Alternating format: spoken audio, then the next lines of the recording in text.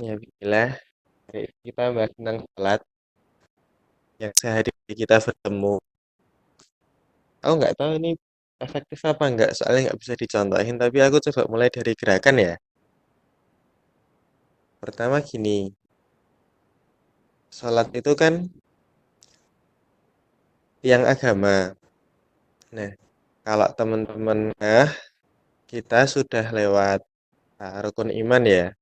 Kita sudah bahas rukun iman kepada Allah, kita sudah bahas malaikat, kita sudah bahas kitab, kita sudah bahas rasul, hari kiamat sama takdir. Nah, kalau teman-teman cek di surat apa ya? Surat An-Nur. Tapi aku lupa ayatnya. Pokoknya diumpamakan manusia yang baik itu seperti pohon. Ini di ayat ke-24. Ada yang bantuin ngecek dong. Allahu nurus sama. Oh, ya pokoknya yang Allah nurus sama. Sofobi. Ya maaf ya. Gelap ya. Aku di kebun ini. Soalnya nanti kalau deket-deket Musa, Musanya bangun. Jadi gelap teman-teman. Aku tak buka ayatnya dulu. Oh salah, 26 berarti. Oh bukan juga. Aku kok lali. Bentar, biar nggak rancu aku tak memastikan dulu ya. Coba dibantu dong guys. Ayat berapa kalau ada yang buka. Coba di sekitar ayat-ayat 40 gitu ada nggak ya? Oh, ayat 35. Mungkin teman-teman di ayat 35 itu menemukan kalimat pohon yang berkah, ya kan? Di kalimat yang Arabnya min syajaratin mubarakah. Jadi Allah itu pemberi cahaya kepada langit dan bumi. Terus perumpamaan cahaya Allah itu seperti yang demikian, yang demikian, yang demikian. Terus kemudian dikatakan di situ ada kalimat pohon yang berkah, yaitu pohon zaitun. Nanti ini ya, Pak, aku kira-kira pohon zaitun itu yang berkah apanya? Yang paling utama buahnya toh. Paling utama dari pohon zaitun itu buahnya. Nah, berlaku juga kita sebagai seorang muslim. Nah, kita sering diumpamakan itu sebagai sebuah pohon yang iman itu sebagai akarnya, ya rukun iman itu sebagai akarnya, rukun Islam itu sebagai batangnya. Maka dikatakan sholat itu sebagai pilar karena dia bagian dari rukun Islam. Kemudian akhlak atau apa namanya? Amalan-amalan sunnah itu dia berlaku sebagai dahan dan ranting-ranting, juga dedaunan. Kemudian akhlak-akhlak kita, kemudian amalan-amalan kita itu nanti berlaku sebagai buahnya.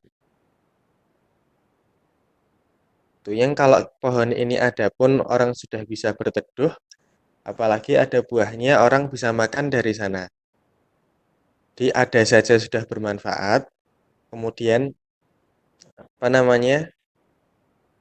Apalagi kalau dia berbuah. Terus ini buat gambaran aja. Kan kita ini ya, kita kalau kemarin di awal kita bahas arti nama Rob, itu kan ada 5 sifat. Memiliki, menguasai, memelihara, menjaga, terus apa namanya, memperbaiki. Bayangin teman-teman itu pohon. Atau ini wes, kalau mungkin ada yang pernah menanam, itu kan tidak semerta-merta apa namanya, ada yang ini kan benihnya itu disemai dulu, nggak semerta-merta bisa langsung ditanam terus jadi pohon, ya kan? Terus ada yang ditaruh di pot kecil dulu, nanti kalau ada bareng-bareng, terus nanti kalau tunasnya udah muncul kecil-kecil, dia dipisah di pot masing-masing. Nanti kalau udah agak gede dipindah ke pot yang lebih besar, yang tadinya mungkin cuman botol plastik apa aqua gelas itu beneran dipindah di pot. Nanti kalau misalnya apa namanya udah lebih besar lagi baru ditanam. Entah kemudian ada orang yang beli terus nanam di rumahnya atau kamu nanam di halamanmu sendiri dan seterusnya dan seterusnya. Nah, tugas kita sebagai manusia itu cuman tumbuh. Yang menempatkan di mana itu Allah, yang merawat itu Allah, yang menjaga itu Allah. Kalau kita rusak, yang memperbaiki itu Allah. Tugas kita tuh beneran cuman tumbuh. Misalnya teman-teman dalam proses tumbuh itu ada salah, Allah yang benerin. Jadi kita nggak perlu mikir, oh aku tumbuh ke sini nanti salah apa enggak. Bekal kuatnya kita tumbuh itu tadi rukun iman. Karena iman berlaku sebagai akarnya. Nah, akar ini dia akan apa? Akan kuat karena ilmu, ya. Kemudian rukun Islam, batangnya dia akan besar, dia akan kuat, dia akan luas karena amal.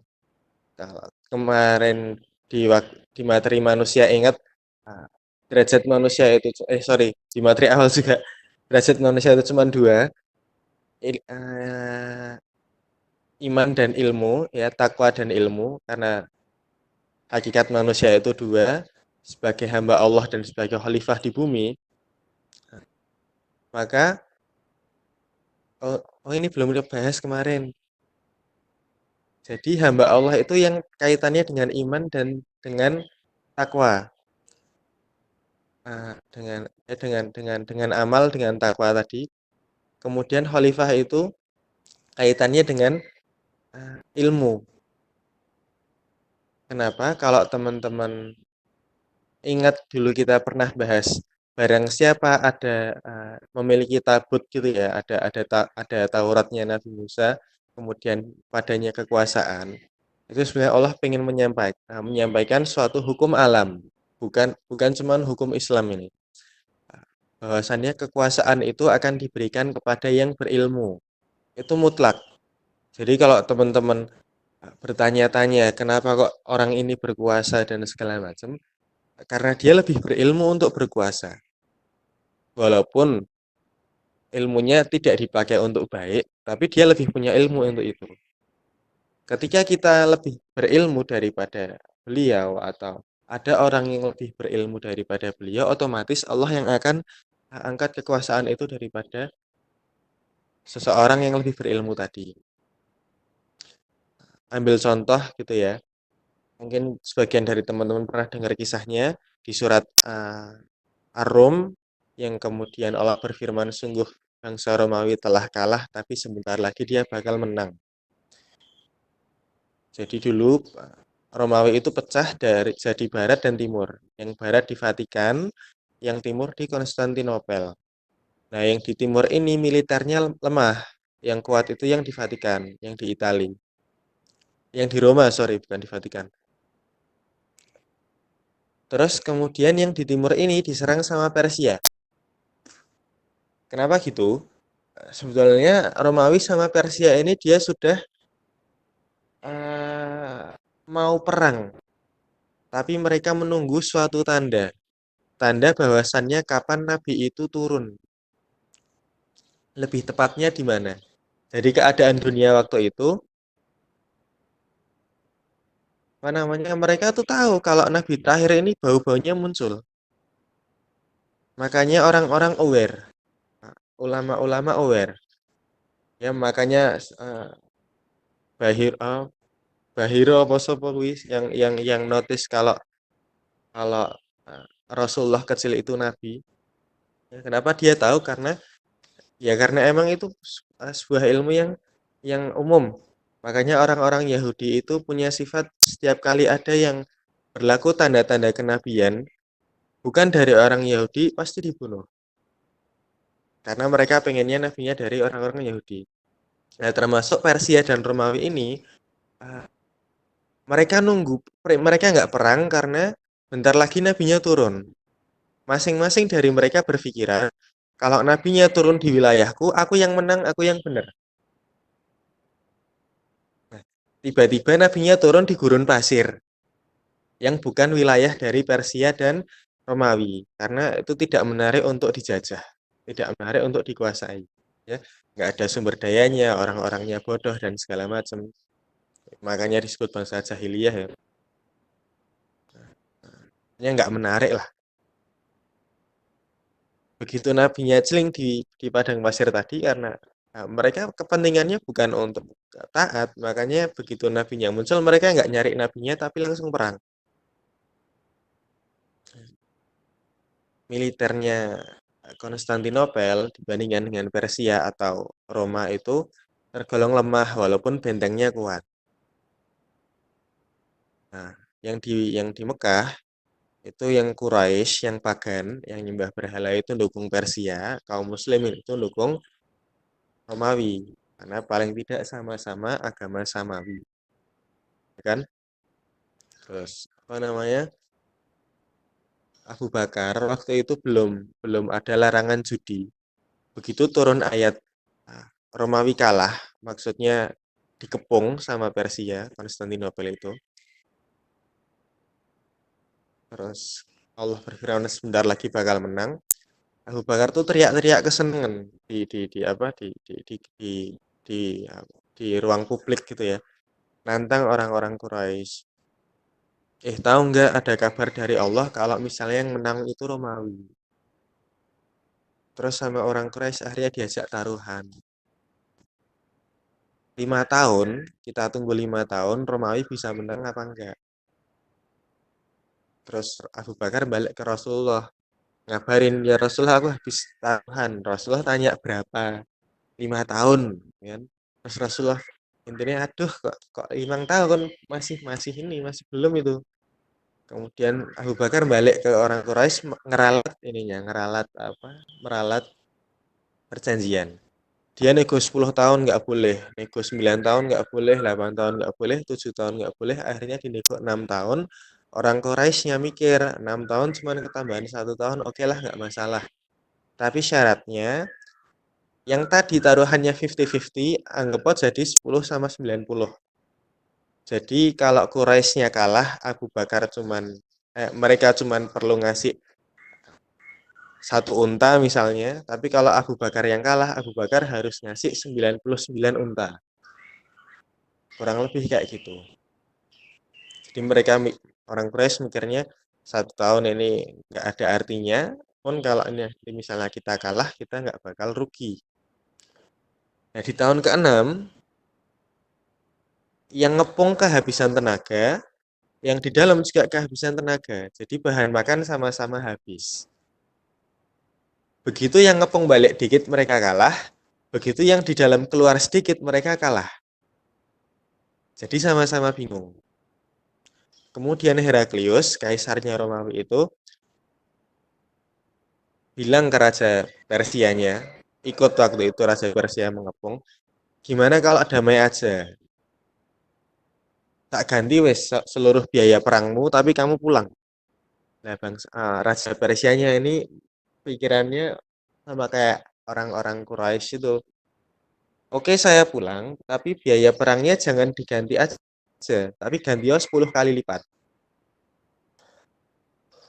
Kemudian Heraklius bilang, oke saya ganti, tapi di sini tidak ada uang sebanyak itu. Heraklius bilang demikian. Kemudian Heraklius, buka pengepunganmu sehari. Jadi buka jalur, jangan serang orang yang lewat. Aku bakal keluar dengan 50 bendahara. Dan aku akan mengumpulkan uang-uang dari seluruh negeri buat ganti rugi biaya perang ini. Dipikir-pikir akhirnya Raja Persia setuju. Terus keluarlah itu Heraklius sama 50 orang. Tapi yang dia bawa itu bukan bendahara. Yang dia bawa itu jenderal. Kemudian yang dia kumpulkan itu bukan uang, tapi pasukan. Setelah pasukannya terkumpul, Heraklius ini nggak nyerang Konstantinopel, nggak nyerang pengepungannya. Tapi dia pergi ke ibu kota Persia yang lagi kosong. Karena semua militernya ditarik ke Konstantinopel. dihancurkan itu ibu kota Persia, kemudian keluarganya ditawan, baru dia balik ke Konstantinopel, bilang ke Raja Persianya, kamu mau balik atau keluargamu aku bunuh. Dengan keadaan pasukan Romawi yang segar bugar dan pasukan Persia yang lelah karena 6 tahun mengepung nggak selesai-selesai. Ini hikmah kenapa kok kekuasaan itu didatangkan Allah kepada orang yang berilmu dan itu pasti. Maka ketika ilmu ini berkembang di umat Muslim, kita yang merajai di dunia, ya kan? Zaman zaman apa? Zaman Khulafaur Rasyidin dan apa Umayyah. Terus kemudian kenapa kok bisa Eropa yang menang? Karena perpustakaan di Alexandria itu dibakar, buku-bukunya diambil. Ini terjadi waktu kita menaklukkan Konstantinopel. Jadi kita nyerang Konstantinopel, kita menang, dapat euforia iman, tapi di sebelah barat pertahanannya lemah. Romawi masuk nyerang Alexandria tadi, literatur-literatur diambil, karena ilmu mereka yang punya, otomatis mereka yang besar. Kemudian kalau teman-teman ngah, kenapa kok Nazi itu bisa luar biasa? Karena ilmuannya kenceng. Kemudian kenapa kok mereka bisa kalah? Karena ilmuannya kabur. Kenapa kok perang dingin yang menang itu Amerika bukan Rusia? Karena ilmuwan politiknya, ilmuwan militernya itu larinya ke Amerika bukan ke Rusia. Kayak gitu. Nah, ilmu ini dia memperpanjang akar akar pohon kita. Kemudian amal itu meninggikan batang pohon Islam kita. Itu kira-kira. Yang paling utama dari rukun Islam itu kan sholat. Karena ketetapan di Quran itu yang utama adalah sholat. Sholat itu akan baik apabila khusyuk. Kenapa kok kita tidak bisa khusyuk? Sebabnya ada 3. Yang pertama, gerakannya tidak baik, tidak benar. Yang kedua, bacaannya tidak baik, tidak benar, atau tidak paham. Ya. Jadi gerakan juga perlu baik, perlu benar, perlu dipahami. Bacaan juga perlu benar, perlu baik, dan perlu dipahami. Kemudian yang ketiga, kita menjadikan sholat itu sebagai tujuan. Padahal sholat itu sebagai perantara. Jadi kita harus punya tujuan yang lain dulu. Nah, sholat itu buat kamu dapat tujuannya. Kalau sholat yang jadi tujuan, nggak akan khusyuk karena kosong. Karena dia jalan. Nah, berlaku sholat itu sebagai sebuah jalan.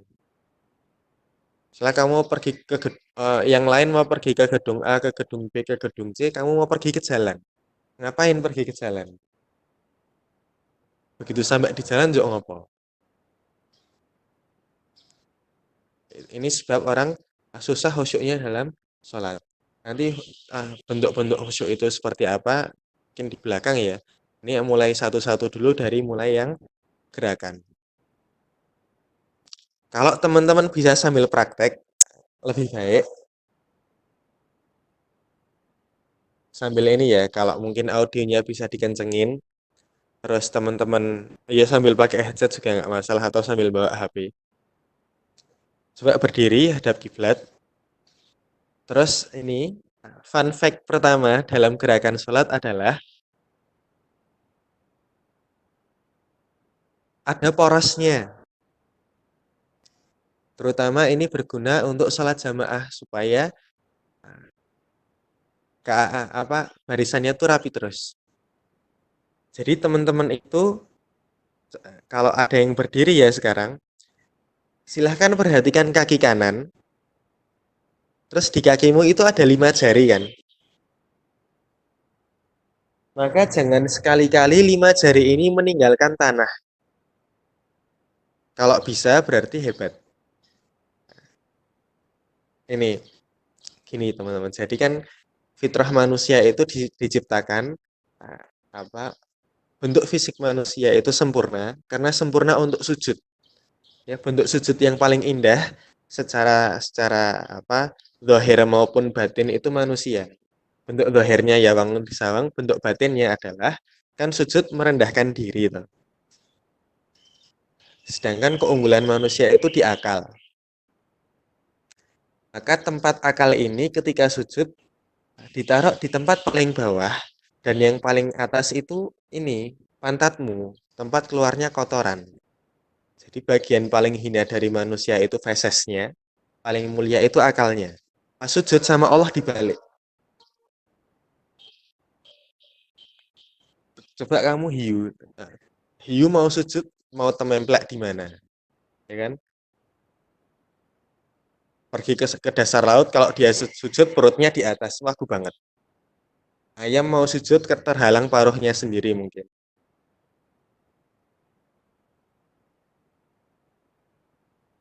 Pas sujud ini sama pas apa namanya? Pas sujud, pas duduk di antara dua sujud waktu atahiyat, terutama atahiyat akhir, coba teman-teman bisa nggak lima jari kaki kanannya tetap nempel di tanah? Atau nanti waktu rukuk bisa nggak punggungnya lurus dan segala macam. Kalau secara fisik kita tidak bisa melakukan gerakan sholat secara sempurna, maka sebetulnya sepanjang kurang lebih 20 tahun ini kita hidup, kita sudah menyimpang dari fitrahnya manusia, yaitu fisik yang sempurna untuk sholat. Entah itu pola makan yang buruk, entah itu apa, kegiatan fisik yang terlalu pasif sehari-hari, duduk terus mungkin di kelas, ya, nggak olahraga, tidak lentur kakinya, tidak lentur ototnya. Nah, kita mulai dari berdiri dulu. Udah, berdiri, takbiratul ihram itu tangan di sejajar dengan daun telinga. Terserah mau mau apa namanya, nggak harus di persis di sampingnya, tapi ketika kamu ngangkat tangan di depan wajah, ya coba ngangkat tangan takbiratul ihram di depan wajah, terus jempol tanganmu itu kalau kamu tarik garis ke belakang dia bersentuhan dengan daun telinga, berarti itu udah sah. Kalau terlalu ke bawah tidak dianjurkan, kalau terlalu ke atas juga nggak dianjurkan. Jadi nek ibu jarimu pas ngangkat tangan itu ada di bawah daun telinga, itu tidak terlalu dianjurkan. Kalau di atas ya wagu toh. Tuh. Tapi nggak perlu bener-bener di sampingnya. Yang penting sejajar tinggi. Tuh. Makna takbiratul ihram apa? Makna takbiratul ihram itu kita menyerahkan diri kepada Allah. Makanya kalau orang disuruh menyerah, kalimatnya angkat tangan. Dirimu, urusanmu, kamu serahkan kepada Allah. Dah selama sholat mikirnya jangan itu. Mikirnya jangan dirimu, mikirnya jangan urusan-urusan diri. Menghadaplah ke Allah dengan sebaik-baiknya. Sebagian ulama ada yang memaknai takbiratul ihram itu dengan kalimat yang demikian. Ya aku sinaune kok gagas cakrawala. Buat yang 7273 mungkin kalau nggak gagas yang mana. Anak IPS cowok DAP bisa Scorpion. Cocok.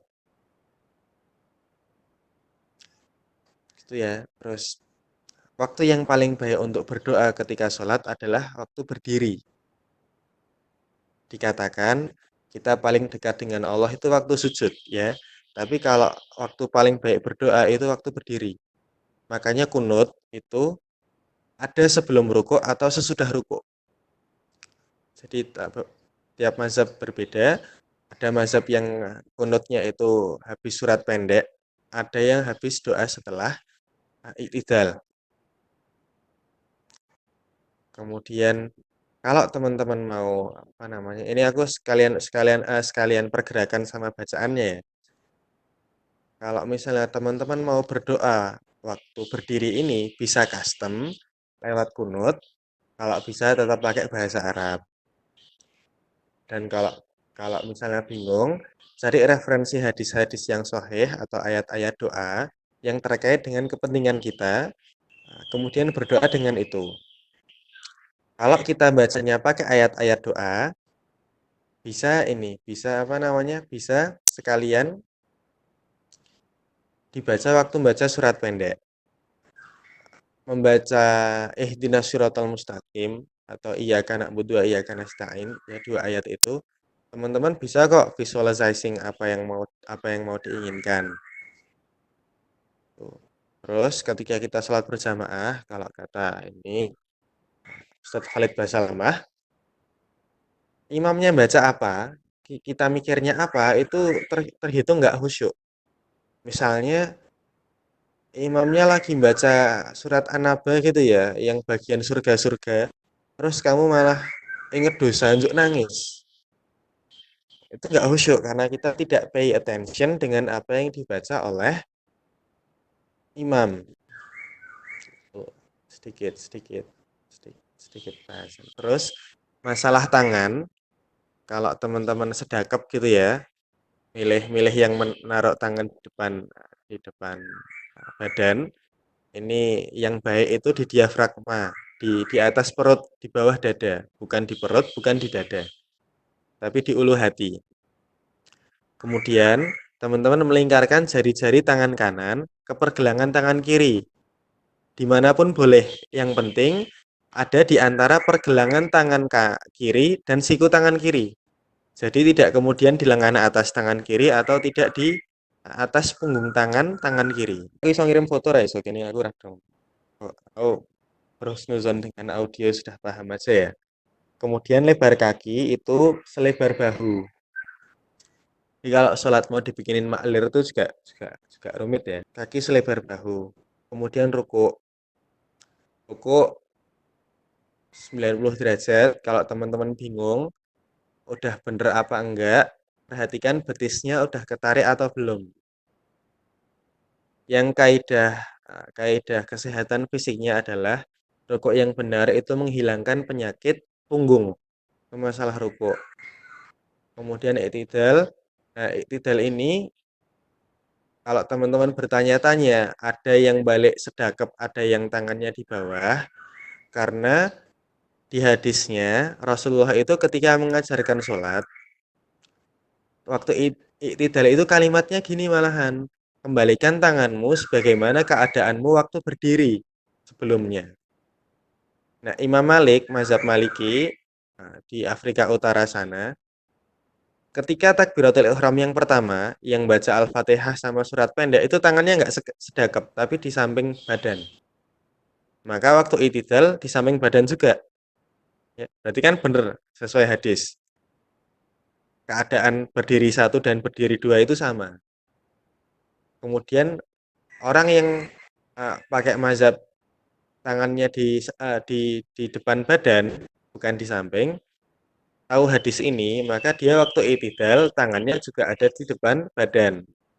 Nah, ceritanya kemudian ada pembedaan antara berdiri pertama dan kedua itu gimana, aku nggak tahu. Tapi pada umumnya di Indonesia, kita melakukan pembedaan. Hikmahnya apa?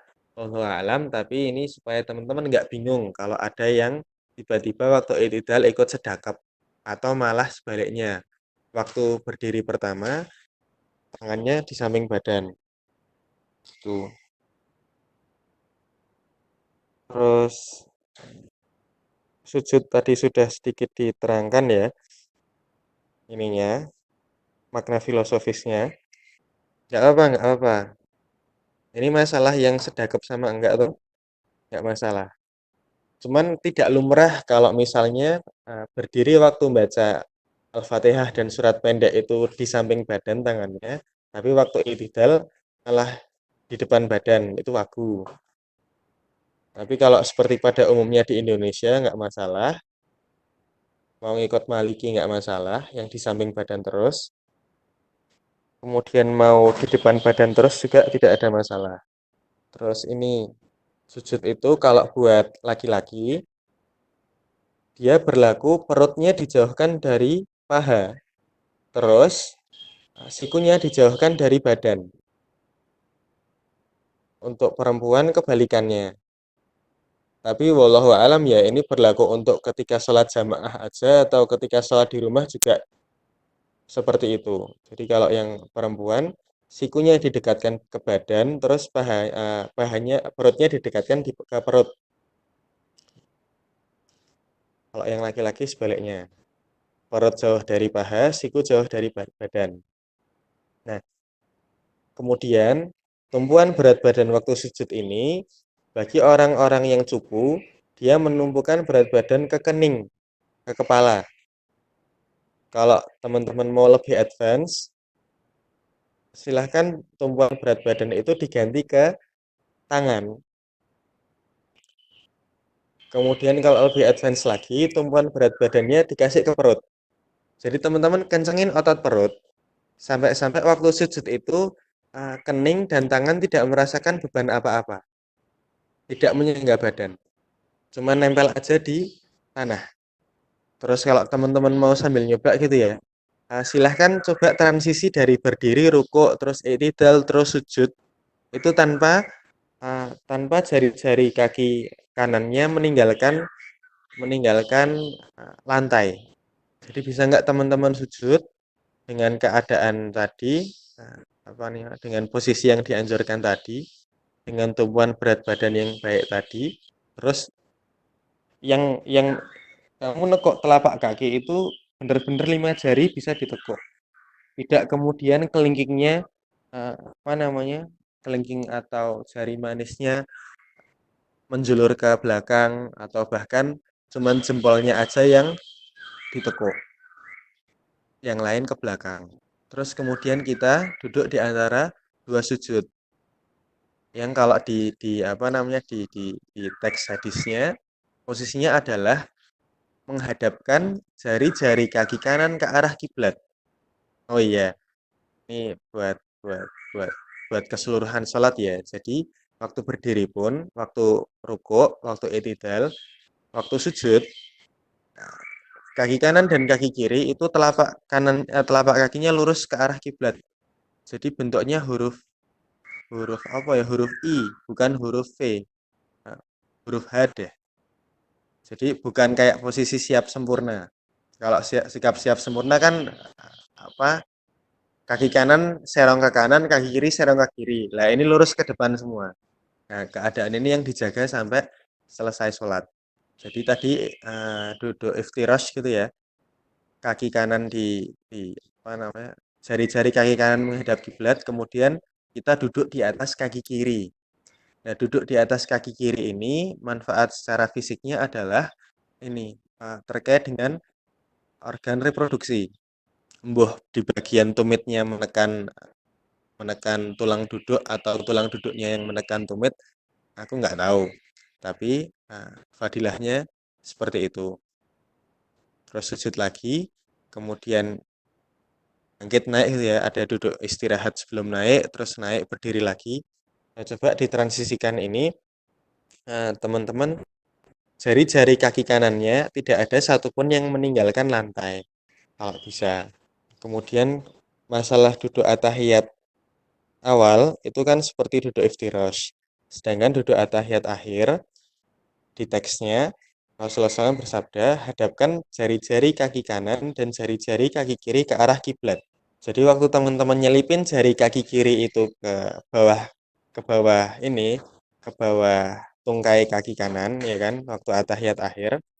Nah, telapak kakimu tuh nggak lurus ngikutin ini, nggak lurus ngikutin apa lumrahnya eh, kakimu lemes. Jadi misalnya kita hadap barat, kalau kita lemes kan jari kaki jari kaki kirinya hadapnya ke utara. Nah, itu teman-teman tekuk sampai jari kaki kirinya menghadap ke barat. Nah, posisi ini diusahakan dalam keadaan jari-jari kaki kanannya nempel semua di apa namanya? Di lantai, di sajadah. Nah, kamu punya belly sedikit di pinggang ini nekoknya udah susah bukan main. Maka Umar bin Khattab bilang perut buncit itu musibah, bukan rahmat. ada apa,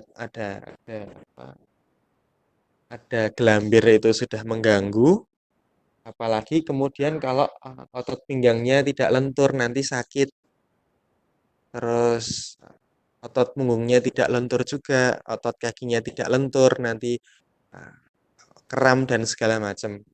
Nah, saranku ini dilatih karena kalau kita bisa benar, apa namanya, kalau kita waktu melaksanakan gerakan sholat yang benar itu harus sakit, itu dilawan.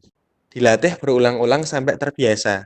Karena kita mengembalikan fitrah fisik kita kepada keadaan yang sempurna. Gitu ya. Terus masalah bacaan, bacaan ini akan kembali kepada ilmu teman-teman masing-masing untuk pemahaman dan niat membacanya. Cara membacanya juga saya kembalikan ke teman-teman untuk belajar di luar. Mungkin buat yang guru-guru tahsin kayak Arif Rahman Alfitra atau Muhammad Fadli Afinanto ini sudah tidak perlu.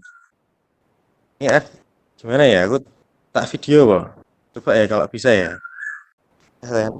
Terus ini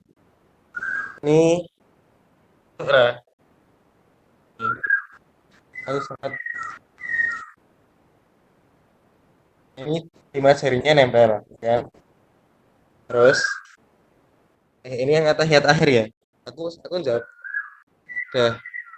Ini kan, nah ini kan kaki kanan, ini kaki kiri. Nah kaki kirimu itu tak tekuk gini.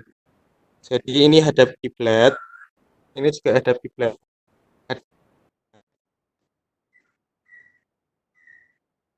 Ini yang atas, ini tidak seperti ini. Ini kalau gini kan yang satu hadap kiblat, yang satu hadap utara. Nah, nah, itu kira-kira. Kalau yang duduk iftirash itu udah gini aja, biar pendek. Duduk kamu tumitmu tuh kamu kamu jadiin sangga buat tulang dudukmu. Gitu ya. Apa nesik miring badannya. Maksudmu duduk ini kan maksudmu atahiyat akhir toh, bukan iftirash. Kalau atahiyat samain persepsi dulu. Duduk iftirash tuh yang duduk antara dua sujud kan. Yang tak tanyain tuh itu atau atahiyat. Yang tadi atahiyat ya, berarti aku salah. Duduk iftirash duduknya miring nggak ya? Nggak miring. Bahkan atahiyat akhir yang kakinya tok masukin ke dalam itu, badanmu bisa nggak miring malah bagus. Untuk aku nggak tahu ini, nggak tahu tadi badannya nggak miring. Ya ada lagi masalah gerakan. Kalau teman-teman bingung, prakteknya gini aja. Tidak memulai bacaan sebelum gerakannya selesai. Maksudnya gimana? Teman-teman selesai baca surat pendek, beneran selesai, baru pindah ke rukuk. Nah, rukuknya kalau udah bener, udah yakin, misalnya teman-teman belum terbiasa rukuknya bener, terus masih harus nyesuaiin ini itu dulu, supaya misalnya harus ngecek betisnya udah ketarik belum, kira-kira aku udah lurus apa belum, gitu kan. Nah, begitu udah yakin bener, baru baca. Bacaannya bener selesai, baru berdiri. Berdirinya sudah sempurna, baru baca. Bacaannya sudah selesai, baru sujud. Kalau belum biasa kan masih, nah, pastikan dulu itu, baru baca. Mungkin kita pernah ngalami sholat buru-buru, terus waktu transisi itu kita masih baca bacaan. Nah, itu les tumak ninah itu. Terus apa namanya, kalau teman-teman bertanya-tanya tentang jari telunjuk itu jedulnya kapan waktu atahiyat, karena aku ngambil pendapat yang gerakannya sempurna dulu baru baca, maka aku nunjuk dulu baru baca.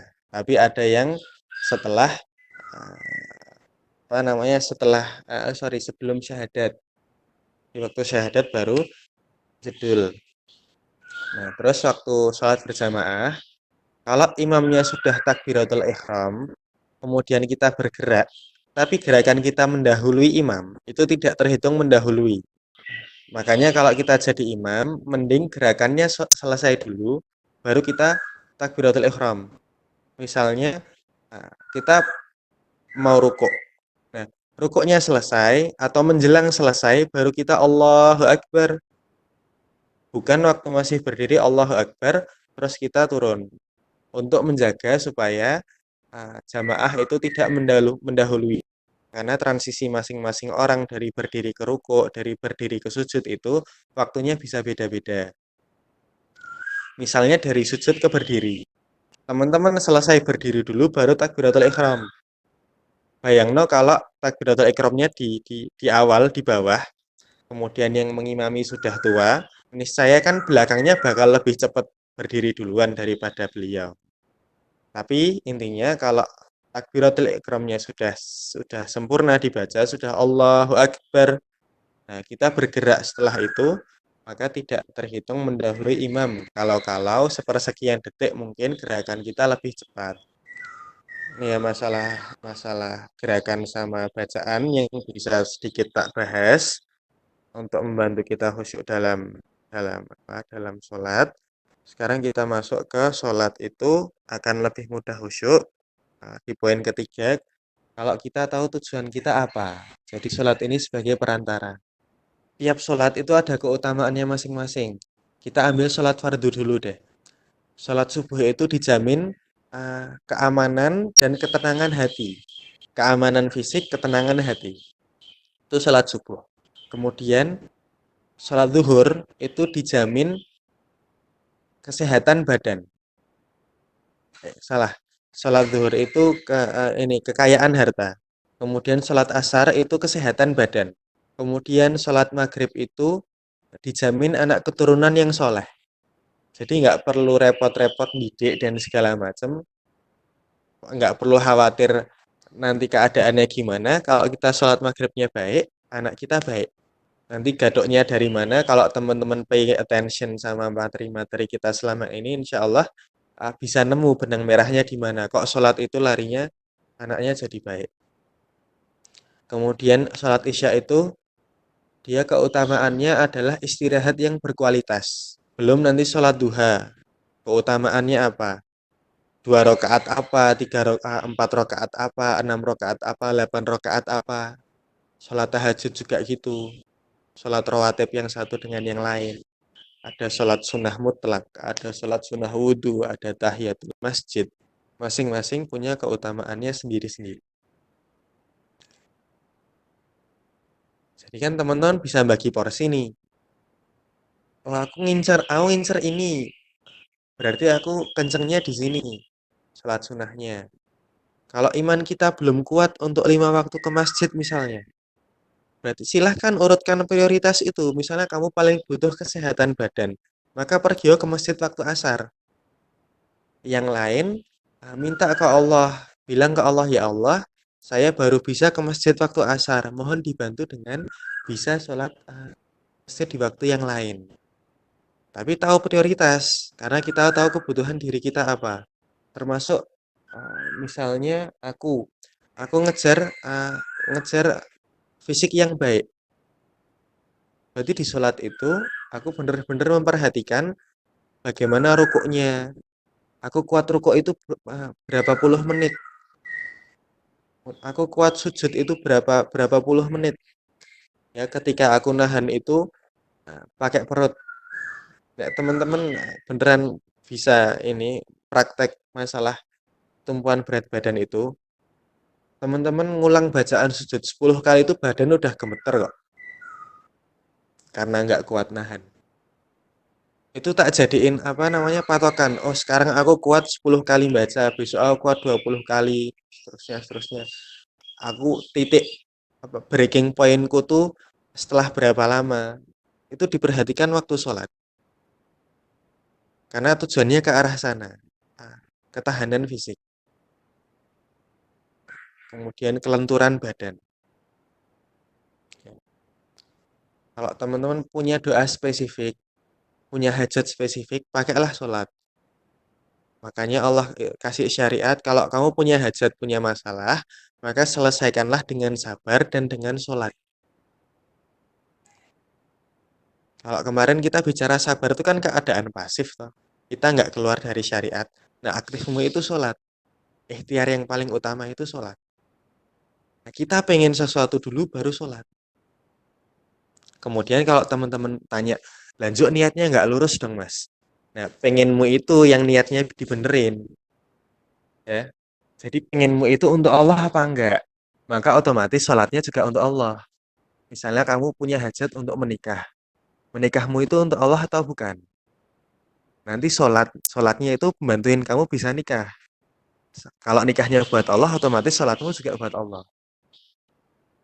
Kalau enggak, berarti enggak. Cara berpikirnya seperti itu. Nah, selama kita enggak punya tujuan, maka sholat ini akan susah untuk bisa khusyuk. Karena kita tidak ada hiroh, tidak ada semangat. Dan semua tujuan itu bisa diselesaikan dengan sholat. Itu ya kira-kira. Dan sejauh ini ada yang mau ditanyain masalah sholat. Terus ini, kalau teman-teman mau berdoa waktu sholat, itu nah, kalau mau berdoa waktu sholat, bisa pakai dua cara. Nah, teman-teman sisipin doa, atau teman-teman visualisasikan keinginan dan kebutuhan pakai kalimat-kalimat yang sudah ada. Misalnya gini, waktu duduk iftirash, kan kita minta Allahumma firli warhamni wajburni wahdini warzukni. Mungkin ada ekstensinya ya wa'fu'ani wa'afini. Nah, kan kita minta ampunan. Teman-teman boleh kok kemudian dalam hati itu secara spesifik merujuk ke dosa apa yang pengen diampuni. Kemudian ketika kita bilang warhamni, silahkan meniatkan untuk dapat rahmat yang spesifik. Kemudian kita bicara wajib burni, kecukupan. Boleh kita kemudian memvisualisasikan dengan kecukupan yang spesifik. Jadi waktu bilang wajib burni itu batinmu itu merayu Allah, ya Allah ini loh kecukupan yang ingin aku dapatkan. Termasuk juga yang wahdini, petunjuk yang seperti apa. Kemudian warzukni rizki yang seperti apa. Itu kalau mau nebeng doa dengan bacaan-bacaan sholat. Tapi kalau misalnya teman-teman mau nyicipin doa sendiri, itu ada 3 tempat.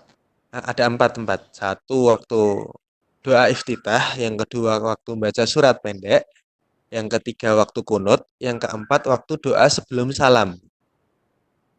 Doa iftitah itu ada 11 macam. Ya, ada yang pure memuji Allah.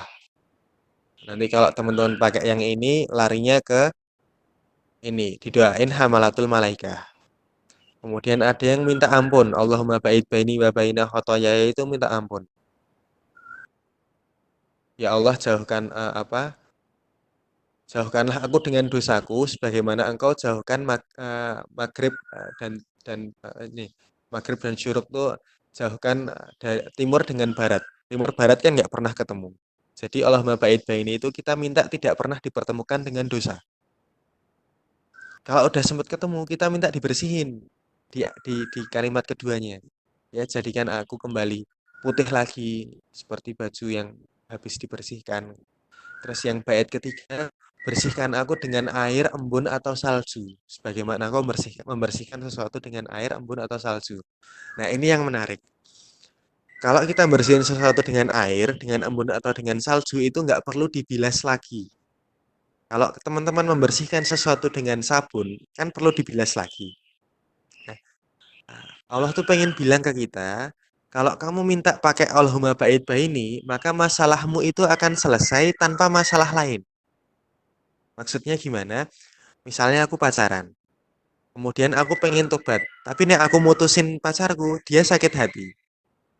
Kan ada dosa lain. Nah, itu ibaratnya aku menyuci piring pakai sabun, setelah piringnya bersih, sabunnya masih harus tak bersihin.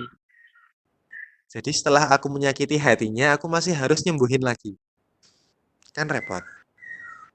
Mungkin kita sering terjebak dengan keadaan seperti itu, sudah terlanjur berdosa, tapi kalau mau benerin dosa itu, ada potensi dosa yang lain. Ya misalnya bohong kah, atau mencuri kah, atau nyakiti orang, kita berdoa Allahumma ba'id baini itu supaya taubat kita itu tidak dengan dosa yang berantai. Luar biasa sekali itu Allahumma ba'id baini. Yang pujian aja tuh yang Allah Akbar kabiro. Terus ada lagi yang sangat singkat. Allahu Akbar 3 kali, kemudian Dzul Malakut wal Jabarut wal Kibriya ila Allahumma. Yang ini aku belajar waktu pesantren kilat, waktu masih di SMA 3. Yang ngajarin di pesantrennya itu bilang, yang baca ini itu tidak bisa terhindar dari kekuasaan. Jadi kamu bacain itu kamu bakal dikasih kekuasaan sama Allah. Nah, dulu aku baca itu gara-gara pendek, gara-gara males. Walhasil nggih ngerti dhewe ning sekolah bentukane kepiye. Makanya aku bertobat dari bacaan iftitah yang kayak gitu. Karena aku barusan belajar tadi pagi ini, kalau asma Allah itu ada dosisnya. Jadi kalau kita nggak tahu dosis, nah, itu bisa fatal kalau zikir dengan asma Allah aja.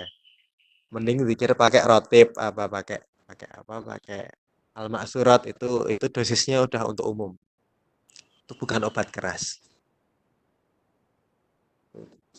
Ada juga doa iftitah yang tak pakai itu eh, yang dikatakan dalam apa? Dalam kaidah agama kita adalah kalimat yang paling dicintai Allah. Doa iftitahnya itu subhanakallahumma wa bihamdika tabarakasmuka wa ta'ala jaduka wa la ilaha khairuka. Jadi teman-teman nek mau nggak kekejar tadi bacaannya kayak gimana, search aja di Google macam-macam doa iftitah, nanti ketemu itu jebret. Kalian bisa notice kok mana yang tak maksud, yang apa keutamaannya yang. Nah, teman-teman baca itu pelajari artinya, silahkan pakai sesuai kebutuhan. Nek pas lagi banyak dosa pakai Allahumma ba'id baini. Nek pas lagi pengen memuji Allah pakai Allah Akbar kabiro. Kalau lagi pengen cari kerja pakai yang Dzul Malakut wal Jabarut tadi. Kalau pengen lagi intim sama Allah pakai kalimat yang Subhanakallahumma dan seterusnya. Doa sebelum salam juga gitu. Semua doa bisa dipakai. Nah, lebih lebih fleksibel daripada doa iftitah. Cuman kalau kita jadi imam, disunahkan baca doa sebelum salam itu yang pakai kalimat kami, bukan aku. Ya, kalau teman-teman tidak bisa convert doa dari aku ke kami, mending pakai yang defaultnya udah kami. Misalnya kan doa doa di akhir itu kan Allahumma inni a'udzubika min adzabi jahannam wa min adzabil qabri. Itu kan artinya ya Allah, ampunilah apa lindungilah aku. Kan aku, bukan kami. Nah, nek kamu nggak bisa convert jadi kami, mending pakai yang defaultnya udah kami. Misalnya Robbana atina fid dunya hasanah, ya Tuhan kami. Ya, bukan ya Tuhanku. Nah, itu adab aja. Tapi kalau misalnya enggak juga tidak, kemudian sholatnya jadi batal. Atau berdosa juga enggak. Tapi adab imam tuh kayak gitu. Salah satu dari adab imam. Selain ini ya, waktu selesai sholat nanti hadap ke jamaah, kemudian mempercepat bacaan, dan seterusnya, dan seterusnya. Gitu ya untuk hari ini. Sangat sedikit, semoga kita semua diberi Allah pemahaman yang lebih dan kemudahan untuk mengamalkan di luar forum di pagi. Aman? Ya, Pak pamit dulu ya teman-teman. Selamat pagi.